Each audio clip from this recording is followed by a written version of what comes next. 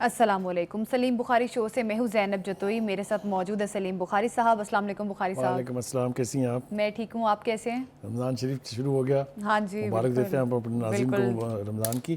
جی, اور اب موسم ایسا ہے کہ روزے ابھی زیادہ تو نہیں لگیں گے, لیکن جو آگے دن بڑھتے جائیں گے تو روزے تھوڑے سخت ہو جائیں گے, لیکن بہرحال اس وقت تو یہ اٹس اے پلیزنٹ ایکسپیرینس. بالکل. اور سلیم بخاری شو کے تواسط سے ہم تمام تر مسلمانوں کو رمضان کی مبارکباد بھی دیتے ہیں. پروگرام کے شروعات میں ہم بات کریں گے غزہ جنگ بندی معاہدہ, جس کا پہلا مرحلہ مکمل ہو چکا ہے, لیکن اسرائیل جو کہ پہلے مرحلے میں بھی بے تحاشا بار وائلیشنز کرتا رہا اس معاہدے کی, اب غزہ کے لیے امدادی سامان جو ہے وہ روک دیا گیا ہے اسرائیل کی جانب سے. غزہ کے امدادی سامان روکنے کے خلاف انسانی حقوقی تنظیمیں جو ہیں وہ اسرائیل سپریم کورٹ پہنچ گئی ہیں. اب آگے کیا منظرنامہ پروگرام میں بات ہوگی. پروگرام کے دوسرے حصے میں بات کریں گے دہشت گردی کے پیچھے ایک منظم غیر قانونی سپیکٹرم ہے, آرمی چیف کی جانب سے یہ کہا جا رہا ہے, اور دہشت گردی کی پشت پناہی میں کچھ مخصوص عناصر جو ہیں شامل ہیں. ان عناصر پر بھی پروگرام میں بات ہوگی. پروگرام کے آخری حصے میں بات کریں گے وزیر اعلیٰ مریم نواز کا مہنگائی کے سدباب کے لیے کریک ڈاؤن تیز کرنے کا حکم جاری کیا گیا ہے.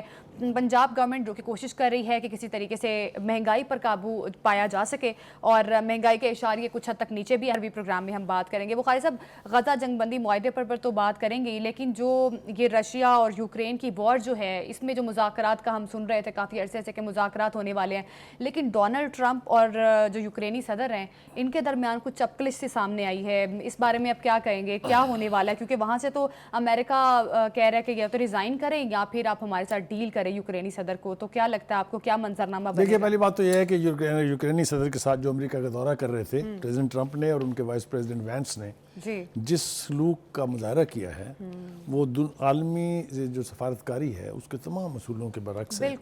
اور میرے خیال سے it's an abuse of an opportunity, جو ایک بڑے مقصد کے لیے شاید وہ وہاں آئے تھے, لیکن جس پر ہوا پوری دنیا کے اندر اس کی مذمت کی جا رہی ہے. حتیٰ کہ خود ڈیموکریٹس جو سینیٹرز ہیں انہوں نے بھی بڑا سٹرونگ بیان جاری کیا ہے.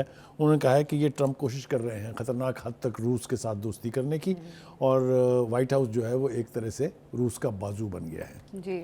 تو یہ سارا سلسلہ جو ہے یہ بہت ہی گمبھیر منظرنامہ ایک جو ہے وہ سامنے لے کے آتا ہے. وہ کیا ہے میرے خیال سے, جو ٹرمپ امریکی مفاد کے پیش نظر, سو کالڈ امریکی مفاد کے پیش نظر روس کے ساتھ دوستی کی پنگیں بڑھا رہے ہیں, اس کے پیچھے کے مقاصد شاید ابھی کھل کے سامنے نہیں آئے. دو باتیں اس حوالے سے عرض کرنا بہت ضروری ہے. ایک تو یہ ہے کہ یوکرین میں چونکہ امریکہ خرچہ ہو رہا ہے, اب تک وہ جنگ تو امریکہ کے اور نیٹو کے تھرو جو ہے وہ لڑی جا رہی تھی, اور ٹرمپ صاحب جو ہیں وہ ایک بزنس مین کی حیثیت سے اپنا پیسہ فضول میں خرچ کرنے کے قائل نہیں ہیں, اس لیے وہ وہاں سے ہاتھ پیچھے ہٹا رہے ہیں. لیکن اس سے بڑا مقصد یہ ہے کہ جو چین اور روس کی قربت ہو رہی ہے اس کو ان میں دوری پیدا کرنے کے لیے ٹرمپ نے یہ فیصلہ کیا ہے کہ وہ پوتن سے دوستی کر لیں گے. پوتن سے دوستی کا حوالہ ان کے پہلے اقتدار کے دوران بھی ہے کہ الیکشن کے اندر انہوں نے روس سے مدد لی تھی, ان کے اوپر چارجز ہیں. ٹھیک ہے, تو یہ جو آبجیکٹو ہے یہ بڑا ڈینجرس ہے. اس آبجیکٹو سے دو تین چیزیں جو ہیں, ایک تو یہ کہ ایک بڑا عالمی بلاک بن رہا ہے جس کی اپنی کرنسی ہوگی, جو اپنی کرنسی میں ٹریڈ کریں گے. آپ نے سنا ہوا ہے نا اس کا, یہ اس کو سیبوٹیج کرنے کی بھی ایک کوشش ہے کہ وہ روس جو کل تک ایک ملامت کا سمبل تھا, جس کے اوپر پوری عالمی اوپینین جو ہے وہ بلڈ کی جاتی تھی کہ روس جو ہے وہ ایک یعنی ایسا ملک ہے جس میں کچھ بھی ٹھیک نہیں ہے, لیکن آج اس کے ساتھ دوستی کے قدم بھر رہے ہیں ٹرمپ صاحب. اور مجھے یہ لگتا ہے کہ یہ قربت جو ہے وہ یقینی طور پر بڑھے گی, اور یہی وجہ ہے غالباً یوکرین کے پریزیڈنٹ کے ساتھ جو سلوک ہوا ہے. اچھا, اب اس میں میسج کیا ہے؟ اس میں میسج یہ ہے کہ وہ تمام ملک, چاہے وہ جنوبی ایشیا میں ہیں, چاہے وہ پوری دنیا کی تھرڈ ورلڈ کنٹریز سے تعلق رکھتے ہیں, ان کے لیے یہ میرے خیال سے ایک بالکل اوپننگ وارننگ ہے کہ اگر آپ اپنا سارا انحصار امریکہ پر کریں گے تو امریکہ کسی وقت بھی اپنے مفاد کی خاطر آپ کو ڈچ کر سکتا ہے. ہمارے ساتھ یہ کئی دفعہ ہو چکا ہے. مطلب ہے میں اگر اس کی تفصیل بتانے بیٹھوں گا تو پورے پروگرام کا وقت گزر جائے گا. کیا ہمیں U2 کا وہ بڑا بھیر کے ایئرپورٹ سے اڑنا یاد نہیں ہے, جس میں روس نے ہمارے اوپر لال نشان لگا کے کہا تھا کہ we'll sort you out. کیا ہمارے F-16 کا واقعہ یاد نہیں ہے آپ کو, جو سپلائی کرنی تھی, جس کے پیسے ہم نے ادا کر دیے تھے, ایڈوانس نہیں دیے انہوں نے؟ کیا ہمیں 1965 کی وار یاد نہیں ہے, جب کہا گیا تھا کہ جناب بس امریکہ جو ہے وہ آ جائے گا ہماری مدد کرنے کے لیے؟ کیا ہمیں 1971 کا ڈیبیکل یاد نہیں ہے, جب چھٹے بیری بیڑے کے آنے کی امیدیں لگا کے ہم نے سارا کچھ جو ہے وہ انحصار جو ہے امریکہ پہ کیا تھا, اور بالآخر پاکستان کے 2 ٹکڑے ہو گئے. مطلب جتنی بھی تفصیل اس کی بیان کی جائے, افغانستان میں ہمیں گھسیڑ کے اس جنگ کے اندر جنیوا کنونشن ہونے کے بعد جو پلٹ کے مڑ کے نہیں دیکھا انہوں نے, آج تک ہم اس کی سزا بھگت رہے ہیں.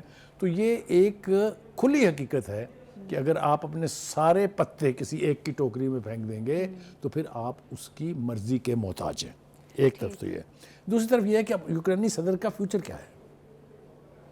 امریکہ تو مطالبہ کر رہا ہے کہ جی آپ ریزائن کریں اور فارغ ہو جائیں, ٹھیک ہے, یا آ کے ہماری مرضی کے معاہدوں کے اوپر دستخط کریں, جس میں وہ معدنیات کا جس پہ ٹرمپ فرماتے ہیں کہ ہمارا $500 بلین خرچ آ گیا, $365 کا تو ایک معاہدہ کریں نا تاکہ ہم وہاں سے معدنیات منگائیں.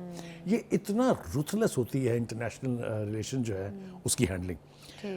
دوسری بات یہ ہے کہ یورپ نے یوکرینی صدر کو شاباش تو دے دی ہے, سب کی بھی دے دی ہے, وعدہ بھی کر لیا ہے کہ ہم آپ کی مدد کریں گے, لیکن یہ یاد رکھیے کہ انٹرنیشنل وارفیئر میں اگر نیٹو نہیں ہے, اگر امریکہ نہیں ہے, تو کسی بھی جنگ کو کسی منطقی انجام تک پہنچانا ممکن نہیں ہے.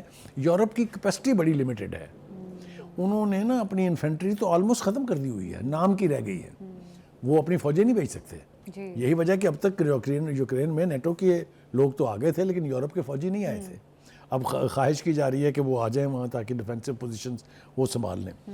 ان کا انحصار جو ہے یورپ کا زیادہ تر میزائل پروگرامز پر ہے, اپنی ایئر فورس پر ہے, اپنی نیوی پر ہے. تو اس طریقے سے جنگ لڑنا جس طرح امریکہ اور نیٹو مل کے لڑ سکتے ہیں عالمی پاورز کے ساتھ, وہ یورپ کے لیے ممکن نہیں ہے. بخاری صاحب پھر اس طرح سے تو پھر یورپ جس طرح سے یورپ اور امریکہ کا جو اتحاد تھا وہ بھی ایک طرح سے خطرے میں پڑ گیا ہے. خطرے میں پڑ گیا نہیں, خطرے بہت بڑا خوفناک خطرہ جو ہے وہ. یہ آپ کو لگ رہا ہے کہ مذاکرات ہو جائیں گے, کوئی سیز فائر ڈیل ہو سکتی ہے یوکرین اور رشیا کے درمیان؟ دیکھیے اصولی طور پر ہم ڈسکس کر رہے تھے پروگرام کی میٹنگ کے اندر, تمہارے ڈاکٹر نے کہا کہ اصولی طور پر چاہیے یوکرین کے صدر کو کہ جا کے پوتن کے پاؤں پکڑ لیں کہ بھائی صاحب آپ جو کہیں گے میں ماننے کے لیے تیار ہوں, تاکہ وہ ٹرمپ کی اور یہ جو عالمی سازش ہو رہی ہے, جو عالمی اشرافیہ سازش کر رہی ہے, اس کا حصہ نہ بنے. آبویسلی ایسا ہونے نہیں جا رہا ہے, اس لیے کہ یورپ نے ان کو 18 ملکوں کا اجلاس ہوا لندن میں, جنہوں نے نہ صرف یہ کہ اس کے کردار کو سراہا ہے بلکہ اس کو کہا ہے کہ ہم آپ کو سرمایہ بھی فراہم کریں گے, آپ اپنے ملک میں جا کے ڈیفنس پروڈکشن کی فیکٹری لگا لیں, فیکٹریاں لگا لیں یا فیکٹری لگا لیں. کہنے کا مطلب یہ ہے کہ حلا شیری تو اس کو دے دی ہے, لیکن وہ الٹیمیٹلی ہونا پھر بعد میں یہی ہے کہ مجھے دھکا کس نے دیا تھا. سنا میں نا آپ نے وہ پرووربیل سیئنگ ہے یہ. تو اس وقت جو ہے بہت بڑی سازش جو ہے وہ تشکیل پا رہی ہے. ٹرمپ وہ سب کچھ کر کے چھوڑے گا جو اس نے طے کر رکھا ہے.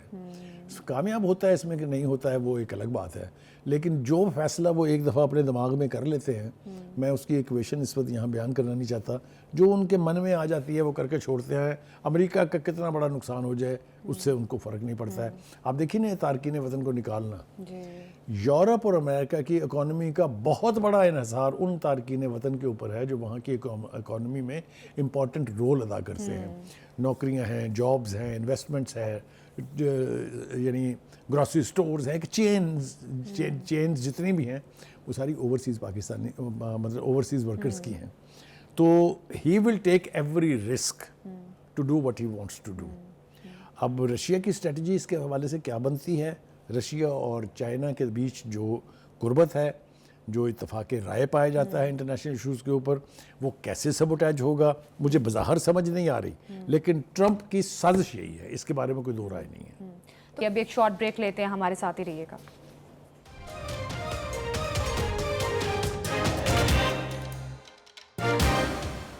Welcome back. بخاری صاحب اب جو منظرنامہ بن رہا ہے یوکرینی صدر سے, کیا استعفیٰ ڈونلڈ ٹرمپ لے سکتے ہیں اگر وہ معدنیات سے متعلق وہ معاہدہ نہیں کرتا؟ دیکھیے میں نے کہا نا کہ 2-3 آپشنز تو ٹرمپ کے پاس ہیں. ٹرمپ اگر وڈرا کر لیتے ہیں یوکرین سے سپورٹ, اگر وہاں سے نیٹو کی فورسز واپس بلا لی جاتی ہیں یا نیٹو کو وہ سپورٹ نہیں کرتا ہے, تو صورتحال تو بہت گمبھیر ہو جائے گی نا. اچھا مطلب رشیا کو اسٹرینتھن کرنا ہے نا. اگر آپ یوکرین کو ویک کر رہے ہیں, اگر آپ یورپی یونین کو اپاہج بنانے کی خواہش رکھتے ہیں یا چاہتے ہیں کہ وہ یوکرین کی کوئی مدد نہ کرے, تو اس کا مطلب کیا ہوگا؟ اس کا مطلب یہ ہے کہ Ukraine will become more vulnerable to Russia. اور مجھے یوں لگتا ہے, یہ میری اپنی ذاتی انٹرپریشن ہے, کہ Trump will do anything to bring Russia and Putin closer and make a divide between Russia and China. That is part of it. اب آ جائیں ذرا غزہ کے اوپر جناب. غزہ کی تھوڑی سی بات ہونی بہت ضروری ہے. جی دیکھیے, اسرائیل نے اپنے روایتی گھٹیا پن کا مظاہرہ کرتے ہوئے جو معاہدہ ہوا تھا, جو مرحلے طے ہوئے تھے, اس کو ڈینائی کر رہا ہے. اب وہ یہ کہتا ہے کہ دوسرا مرحلہ شروع نہیں کریں گے ہم, بلکہ پہلا جو مرحلہ ہے اس کو وسعت دیں گے. ابھی کیوں دیں گے جب ہر چیز سٹیپولیٹڈ ہے, ہر چیز بلیک اینڈ وائٹ میں ہے, تو وائی شوڈ دس. اچھا, اب اس کو منوانے کے لیے انہوں نے سب سے پہلا کام کیا کیا ہے کہ جو سپلائیز تھی ہیومن ایڈ کی, جو دوائیاں جا رہی تھی, جو کمبل جا رہے تھے, جو خیمے جا رہے تھے, وہ سپلائی روک دی ہے. نہ صرف یہ, بلکہ مختلف علاقوں میں جہاں جہاں کنسنٹریشن ہے وہاں حملے شروع کر دیے ہیں. جی آپ نے دیکھا ڈرون کے اٹیکس بھی ہوئے ہیں, ایوری تھنگ. تو یہ جو صورتحال ہے یہ کافی گھمبیر ہوتی جا رہی ہے.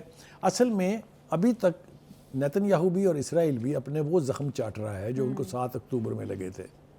اب آپ نے دیکھا ایک رپورٹ آئی ہے کہ اسرائیل کی حکومت نے اس حملے کے مقابلے میں اپنی فوجی حکمت عملی کی ناکامی کا اعتراف کر لیا. جی ٹھیک ہے جی. اب وہ رپورٹ خود یہ بتا رہی ہے کہ اس دن 5000 کے قریب فلسطینی جنگجو جو ہیں وہ اسرائیلی سرحد کے اندر داخل ہوئے, 1200 کے قریب ان کے اسرائیلی مارے گئے اور 250 کے قریب یرغمال بنے.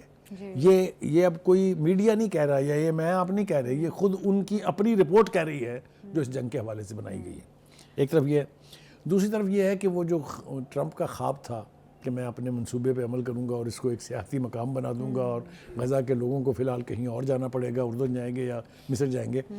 شکر یہ ہے کہ ہماری وہ سو کالڈ جو امہ ہے انہوں نے کچھ تھوڑا سا شاید غور و غوص شروع کیا ہے. ایجپٹ نے ایک سبسٹیچیوٹ منصوبہ جو ہے وہ پیش کریں گے کہ جو عرب سمٹ جو ہے وہ ہونے جا رہی ہے اس میں, تاکہ امریکہ کو اس خطے سے دور رکھا جا سکے, تاکہ اسرائیل کا اثر و رسوخ یا جو قوت وہ چاہتا ہے غزہ میں اپنی پیدا کرنا, اس سے جان چھڑائی جا سکے. تو یہ پوری صورتحال جو ہے. بخاری صاحب, اب امریکہ تو ہر جگہ اپنا پریشر ڈالتا ہے. اب 20 لاکھ لوگ جن میں سے نصف بچے ہیں, ان تک امداد نہ پہنچے جانا بخاری صاحب بہت الارمنگ بھی ہے. اب ایک معاہدہ ان لوگوں نے کیا ہے اسرائیل نے اگر, اور پہلا مرحلہ مکمل ہو چکا ہے, لیکن اب اس کو ایکسٹینڈ کرنے کے لیے امریکہ پریشر کریٹ کر رہا ہے. تو بخاری صاحب اس کا مطلب ہے کہ دوسرا مرحلہ جو آگے شروع ہونا تھا وہ ہوگا یا نہیں؟ دیکھیے, حماس نے جو پوزیشن لی ہے اس کے اوپر وہ بڑی یعنی پرنسپلڈ ہے. ان کا جناب ہم مسترد کرتے ہیں کسی ایسے منصوبے کو یا کسی ایسے مشن کو یا کسی ایسی تجویز کو جو اس پہلے مرحلے کو وسعت دینے کے حوالے سے ہو. ہم اس وقت تک نہ بات چیت کریں گے, نہ کسی یرغمالی کو رہا کریں گے جب تک فیز 2 شروع نہیں ہوتا. I think this is an excellent solid position that Hamas has taken. اور یہ حماس کی طرف سے اس بیان کے بعد جو مجھے پہلے میرا خیال تھا, اب مجھے یقین ہو گیا ہے کہ حماس کی قوت جو ہے وہ ابھی موجود ہے. آپ دیکھیں نا, جس کے پاس قوت نہ ہو وہ اس طرح کی کنڈیشنز لگاتا ہے کبھی. تو حماس از بیکمنگ اسٹرانگر. اور بخاری صاحب تو خطے میں جو تھا امن لے کر آنا تھا, اور فلسطینی بڑے پر امید بھی تھے. جس طرح سے شمالی غزہ کی پٹی پہ دوبارہ انہوں نے بمباری شروع کر دی ہے اور 5 فلسطینیوں کو بھی شہید کر دیا گیا ہے. تو اگر مذاکرات یا پیس ڈیل نہیں ہوتی یا اس کا کوئی آگے مستقبل نہیں ہے, تو پھر کس طرح سے آگے معاملات چلیں گے؟ پھر تو فلسطینیوں یا غزہ کے لوگوں کے لیے سب سے بڑا مسئلہ. دیکھیے, یہ تو ہوگا, یہ تو ہونا ہے.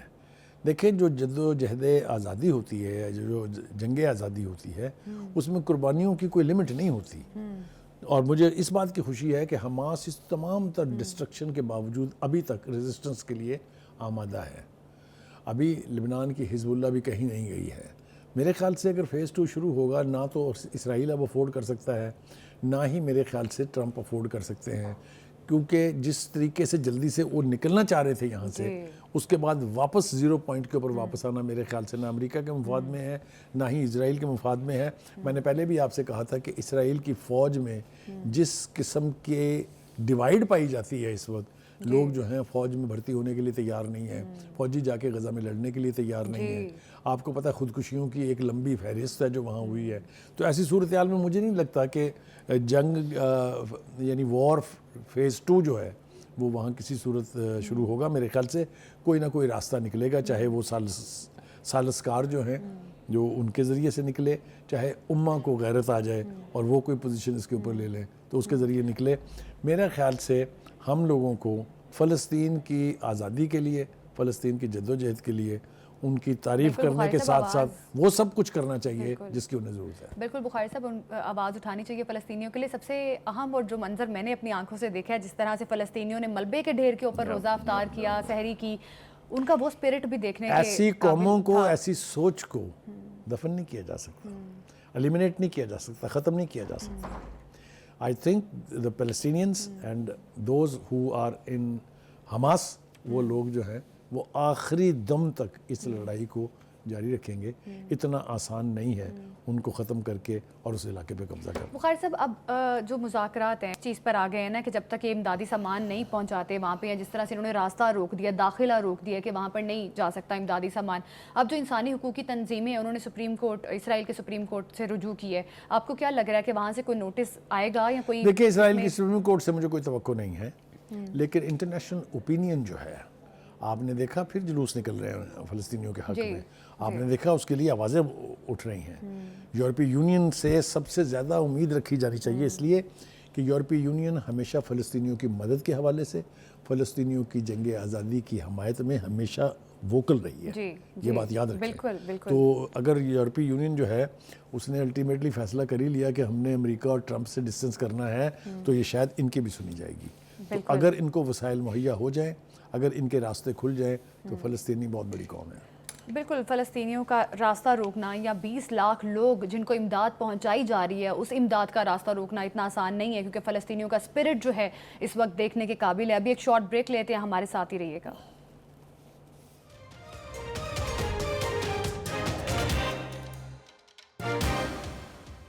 Welcome back. پاکستان میں دہشت گردی کے واقعات میں افغان دہشت گردوں کے ملوث ہونے میں بتدریج اضافہ دیکھا جا رہا ہے. بخاری صاحب, افغانستان سے پاکستان میں دراندازی کا سلسلہ جو ہے وہ تواتر سے جاری ہے, کیا کہیں گے آپ اس پہ؟ دیکھیے, یہ ایک ناسور ہے جو ایک طویل عرصے سے پاکستان میں رس رہا ہے. جیسا کہ ہم نے پہلے بھی اپنے پروگرام میں لوگوں کو بتایا تھا کہ 2 بڑے آپریشن, ملٹری آپریشن, بلکہ 3 بڑے ملٹری آپریشنز لانچ کیے گئے تھے. پہلا تھا راہ نجات جو سوات میں ہوا تھا, اگر آپ کو یاد ہو. اس کے بعد آپریشن ضرب عضب, اور پھر اس کے بعد آپریشن رد الفساد. یہ 3 بڑے ملٹری آپریشن ہوئے تھے ان دہشت گردوں کا کلا کما کرنے کے لیے, اور بہت حد تک یہ فتنہ جو ہے یہ ختم بھی ہو گیا تھا. مگر کیا ہوا پھر؟ اس کے بعد جب ہم نے لا کے ان کو یہاں واپس بسانا شروع کیا, جس کی بھی پالیسی تھی, وہ اب تک بلیڈ کر رہے ہیں ہم. یہ جرگہ بنا کے بھیجنے کی جلدی ہے ان کو کابل میں, لیکن میں اگر ان کو یعنی گنڈا پور صاحب سے یہ کہوں کہ جن پتھروں کو ہم نے عطا کی تھی دھڑکنیں, وہ بولنے لگے تو ہم ہی پر برس پڑے. یہ وہی ہے نا جن لا کے آپ نے اپنے دامنوں میں جگہ دی تھی, اپنے گھروں میں بسایا تھا. وہ آج دیکھ لیجئے کتنا بڑا چیلنج ہے پاکستان کے لیے. ایک بات تو یہ ہے, لیکن دوسری طرف مجھے ایک بات کی اور تسلی ہے, وہ یہ کہ آرمی چیف بولے ہیں بہاولپور میں اسٹوڈنٹس سے خطاب کرتے ہوئے, اور انہوں نے کہا کہ اب یہ دہشت گردی مزید برداشت نہیں ہو سکتی. میرے خیال سے اس کے اندر چھپی ہوئی ایک بڑی خوفناک دھمکی ہے کہ اگر آپ یہ سلسلہ جاری رکھیں گے تو پھر ایک بڑے آپریشن کے لیے تیار رہیں. میرا خیال سے اس میں امپلائیڈلی یہ دھمکی موجود ہے. ایک بات ساتھ ہی انہوں نے یہ بھی کہا ہے کہ جب کبھی بھی ہم ایکشن لیتے ہیں ان کے خلاف, تو جھوٹے اور من گڑت بیانیے جو ہیں وہ سوشل میڈیا پر, نیشنل میڈیا میں بھی, اور یوٹیوبرز جو ہیں وہ جھوٹے بیانیے بنا کے پیش کرتے ہیں جیسے کہ بہت ظلم ہو گیا ان کے ساتھ, جن کے دلوں میں ان کے لیے ہمدردی ہے جو پاکستان کے عوام کا قتل کر رہے ہیں, جو ان کو شہید کر رہے ہیں, جو ماؤں سے بیٹے چھین رہے ہیں, بہنوں سے بھائی چھین رہے ہیں. مجھے سمجھ میں نہیں آتی کہ کس دل کے ساتھ ہم ان کی طرفداری کرتے ہیں یا ان کو ڈیفینڈ کرتے ہیں. ایک بات یہ بالکل آپ نے ٹھیک کہا کہ حالیہ واقعات اس برق رفتاری سے ہو رہے ہیں, بڑھتے جا رہے ہیں, کہ کھلا ثبوت موجود ہے. اب تو پاکستان گورنمنٹ نے باقاعدہ الزام عائد کیا ہے افغان گورنمنٹ کے اوپر کہ آپ ان کی سہولت کاری کر رہے ہیں. کیسے سہولت کاری کر رہے ہیں؟ کیونکہ یہ ایک طرح سے اس خطے کا امن تباہ کرنے کی سازش ہے کہ کراس بارڈر در اندازیاں جو ہیں وہ کی جائیں. دیکھیے کیا یہ بدقسمتی کی بات نہیں ہے کہ جو حال ہی میں واقعہ ہوا ہے اس میں جو ایک شخص دہشت گرد جو ہلاک ہوا ہے وہ وہاں کی افغانستان ملٹری اکیڈمی کا کمانڈر نکلا، جس کی شناخت مجیب الرحمان ولد مرزا خان کے نام سے ہوئی. اسی طرح اس سے پہلے ایک دہشت گرد اور مارا گیا تھا، اگر آپ کو یاد ہو، جو لیفٹیننٹ کے عہدے کا فوجی تھا اور بادیس if I'm right is that بالکل باغدیس صوبے کے ڈپٹی گورنر کا بیٹا تھا. آپ مجھے بتائیے اس کے بعد کیسے کہہ سکتی ہے کابل گورنمنٹ کہ ہمارا کوئی تعلق نہیں ہے ان لوگوں سے؟ پہلے تو وہ یہ کہہ کے جان چھڑا لیتی تھی کہ یہ ٹی ٹی پی کے لوگ ہیں، آپ ہی کے لوگ ہیں، آئیں اور آ کے ان کو لے جائیں. تو یہ کون ہے؟ اور یہ پہلی دفعہ نہیں ہوا ہے، بے پناہ دفعہ افغان شہری جو ہیں. باقیوں کو چھوڑیں، جو اسلام آباد کے اوپر حملہ آور ہوئے تھے اس میں نہیں نکلے افغان، نہیں پکڑے گئے اس کے اندر افغان شہری. تو کہنے کا مطلب یہ ہے کہ اب میرے خیال سے بات جو ہے وہ حدود سے بخاری صاحب اس کا حل کیا ہے؟ اب جس طرح سے واقعات دن بدن بڑھتے جا رہے ہیں، اب جرگوں کے علاوہ تو اس کا کوئی اور حل نظر نہیں آ رہا. دیکھیے نہیں، جرگوں سے اس کا علاج نہیں ہوگا. اس فتنے کو ختم کرنا ضروری ہے. میں آپ کو بتاؤں نا کہ 28 فروری کو غلام خان قلعے میں 14 دہشت گردوں کو جہنم واصل کیا گیا. اسی طرح پنجاب اور کے پی کے کی سرحد پر فتنۃ الخوارج کی 2 کارروائیاں ہوئی ہیں. ایک جو ہے وہ لکھانی ایک جگہ ہے وہاں ہوئی ہے، دوسری واہوا ایک پولیس پوسٹ ہے which is on the border of کے پی کے and پنجاب. میں پوچھتا ہوں یہ سوال اپنے پروگرام کی وساطت سے کہ مجھے کے پی کے کی گورنمنٹ یہ جواب دے کہ وہ پنجاب کی سرحد تک پہنچے کیسے؟ آپ کی چیک پوسٹ کدھر گئی، آپ کی پولیس کدھر گئی، آپ کے رینجرز کے لوگ کدھر گئے، کیسے پہنچ گئے وہ؟ تو کہنے کا مطلب یہ ہے کہ یہ سب کچھ جو ہے سامنے آتا جا رہا ہے، جس سے کھلی کولیبوریشن جو ہے کابل گورنمنٹ کی وہ دکھائی دیتی ہے. دوسری بات، آپ نے جرگے کا ذکر کیا. کے پی کے گورنمنٹ کو اور خاص طور سے گنڈا پور صاحب کو بہت جلدی ہے جرگہ بھیجنے کی. وہاں تشکیل بھی دے دیا، افغان جو وہاں کونسل جنرل ان سے ملاقات بھی کر لی. یاد رکھیں any thing which is cross border particularly diplomacy, وہ کرنے کا اختیار کسی صوبائی حکومت کے پاس نہیں ہے. You have to operate through the foreign office and your security agencies. آپ کو افغان کونسل جنرل سے ملنے سے پہلے اپنے سیکورٹی کے جو ادارے ہیں ان سے بات کرنی چاہیے تھی، ان کی پھر فورن آفس سے بات کرنی چاہیے تھی، ان کی وساطت سے پھر آپ نے جرگہ بنانے کا سوچنا تھا. آپ کراس بارڈر معاملہ جات تو حل کرنے نکل پڑے ہیں، آپ سے کرم تو طے نہیں ہوتا ابھی تک. پارا چنار میں اور کرم میں جس طرح قافلے لوٹے جا رہے ہیں، جس طرح لوگوں کی جانیں جا رہی ہیں، جس طرح 200 بنکر بن جاتے ہیں، کون ہے ذمہ دار اس کا؟ آپ کو نہیں پتا؟ دیکھیے 18ویں ترمیم کے بعد سے تو یہ امن عامہ کی صورتحال جو ہے یہ صوبائی حکومتوں کی ذمہ داری ہے. تو اپنی ذمہ داری سے آپ عہدہ برا ہو نہیں رہے ہیں. آپ کو انٹرنیشنل ڈپلومیسی کی فکر ہے بہت. تو جیسا میں نے کہا کہ یہ یعنی بہت تکلیف دہ بات ہے کہ ہمارے ہاں انڈیویجول لیولز کے اوپر اپروچز ہو رہی ہیں، صوبائی لیول کے اوپر اپروچز ہو رہی ہیں. اس کے اوپر ایک نیشنل کنسنسس ہونا چاہیے، جس کی طرف اشارہ کیا آرمی چیف نے، اگر آپ کو یاد ہے. دیکھیے آپ اگر سرنڈر کریں گے ان قوتوں کے سامنے تو پھر آپ کہیں بھی نہیں ہیں. پھر آپ ایز اے قوم، as a nation, as a ریاست، ایز اے اسٹیٹ کہاں ہیں؟ تو اگر آپ کی سیکورٹی کو چیلنج ہے، اگر آپ کی ملک کی سلامتی کو خطرہ ہے تو اس کے لیے تو ان سے نبٹنا ضروری ہے. آپ اپیزمنٹ کی پالیسی کے ساتھ ان سے یہ توقع نہیں رکھ سکتے.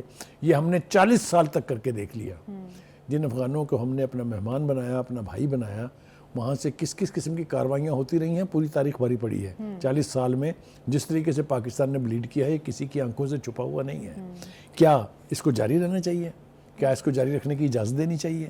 بخاری صاحب جس تیزی سے واقعات رونما ہو رہے ہیں، اس میں افغان دہشت گرد اپنی مرضی سے فتنہ الخوارج میں شامل ہو رہے ہیں، یہ بھی فیکٹس بتا رہے ہیں. پھر یہ بھی بتایا جا رہا ہے کہ بری افغان حکومت کے اہلکار پاکستان میں دہشت گردانہ حملوں کے لیے فتنہ الخوارج کی مکمل سہولت کاری کرتے ہیں. افغان حکومت تو ایڈمٹ ہی نہیں کرتی نا اس چیز کو. تو بخاری صاحب یہ سب کچھ تو سامنے، تو آپ کو نہیں لگ رہا کہ افغان حکومت اپنے لیے بھی بہت سارے مسائل پیدا کر رہی ہے؟ آپ کا ایجوکیشن سسٹم کمپرومائزڈ ہے، آپ کا ہیلتھ سسٹم وہاں پہ کمپرومائزڈ ہے، وہاں پر اتنے مسائل ہیں. عورتوں کو اسکول جانے کی اجازت نہیں ہے بچیوں کو. بالکل. دیکھیے بات یہ ہے، جیسا میں نے پہلے بھی کہا تھا کہ ہمارے ہاں 2 3 4 طرح کی سہولت کاری ہو رہی ہے. ایک تو یہ کہ یہاں پر چاہے وہ نیشنل میڈیا ہے, چاہے وہ سوشل میڈیا ہے, چاہے وہ دینی تنظیمیں ہیں, بہت سوں کے دلوں میں ان کے لیے ہمدردیاں موجود ہیں. میرے بالکل ہیں. آپ لوکل سہولت کاری کے بغیر کوئی فورن گروپ, کوئی فورن ٹیررسٹ آپریٹ نہیں کر سکتا کسی بھی ملک میں. اچھا, آپ دیکھیے نا جو اے پی ایس کا واقعہ ہوا تھا, بگرام سے چلے ہوئے لوگ پشاور تک پہنچے کیسے؟ انہوں نے بارڈر کراس کیا, انہوں نے 6 7 8 پوسٹیں کراس کی. آپ کی پولیس کہاں تھی, آپ کی رینجرز کہاں تھی؟ تو یہ جو بخاری صاحب یہ جو آرمی چیف نے مخصوص عناصر کی بات کی ہے, یہ انہی کی طرف اشارہ ہے کہ بس کر دیں. اب آپ خود بس کر دیں تو بہتر ہے, ورنہ ہم آپ سے بس کرا لیں گے. یہ میرے خیال سے جیسا میں نے کہا شروع میں کہ اب ٹالرنس لیول جو ہے وہ کراس ہو چکا ہوا ہے, اور اب یہ دس از اے ٹائم فار ایکشن. وارننگیں بھی بہت ہو چکی ہیں. دیکھیے نا, آپ یہ معاملہ لے کے باہر نہیں جا سکتے کہ جی ہماری مدد کریں, آ کے ہمیں دہشت گردوں سے بچائیں. وہ کہیں گے آپ کیا کر رہے ہیں, کیا کر رہی ہے آپ کی فوج, کیا کر رہی ہے آپ کی پولیس, کیا کر رہی ہے آپ کی رینجرز, اور کیا کر رہی ہے آپ کی حکومت. بالکل بالکل. تو میرے خیال سے ایک سکیننگ آپریشن کی ضرورت ہے کہ ان سہولت کاروں کو اور ان منصوبہ سازوں کو پاکستان کی سرزمین سے ختم کیا جائے. صرف اسی صورت میں یہ معاملہ حل ہو سکتا ہے. بالکل, ان سہولت کاروں اور دہشت گردوں کو پاکستان کے خطے سے ختم کر دینا چاہیے. اب ایک شارٹ بریک لیتے ہیں, ہمارے ساتھ ہی رہیے گا.